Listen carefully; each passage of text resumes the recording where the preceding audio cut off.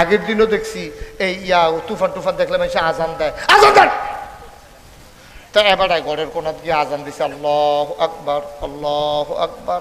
তুফান আরো বাড়ছে।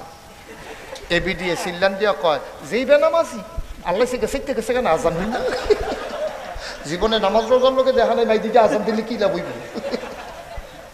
আল্লাহ সাথে সেতুরটা গেছে, আল্লাহ কিন্তু জুহিটা বাড়াই দিছে।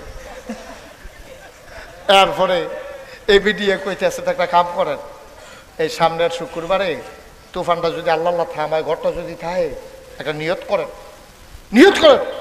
যে ইনশাল্লাহ তুফানটা থামলে 1 কেজি বাতাসা দিয়ে শুক্রবারে মিলাদ পড়ায়। তো তে কইছে 1 কেজি বাতাসা যদি আল্লাহ আল্লাহ করে তুফানটা থামে। এই কথা কহনের লগে একটা লাড়া দিছে, তার কলজাটা বেড়ে লুড়ে গেছে। তা কয় যাও 2 কেজি। তা মনে করছো কম হইন না বোধহয়, আল্লাহ রাগ হইছে, আচ্ছা বাড়াইয়া কইয়া চাই কিরকম। তা কইছে আল্লাহ যাও 2 কেজি বাতাসা। এর ভিতরে দিয়া দেখে যে মরমুড়ি দিয়া লাইছে, তা কয় যাও 3 কেজি।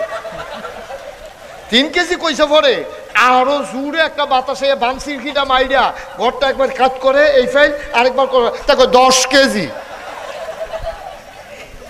এই কথা কইছে পরে হেভি দিয়ে ফিসি দিয়া কয়, ঘর উড়াইলে দিন আমরা 10 কেজি বাতাসা দিয়ে জিলাপি মিলাদ করাইতাম না। আমরা ঘরের দাম কত, 10 কেজি বাতাসার দাম কত, নতুন ঘর তুই লালাই মেডে বালা।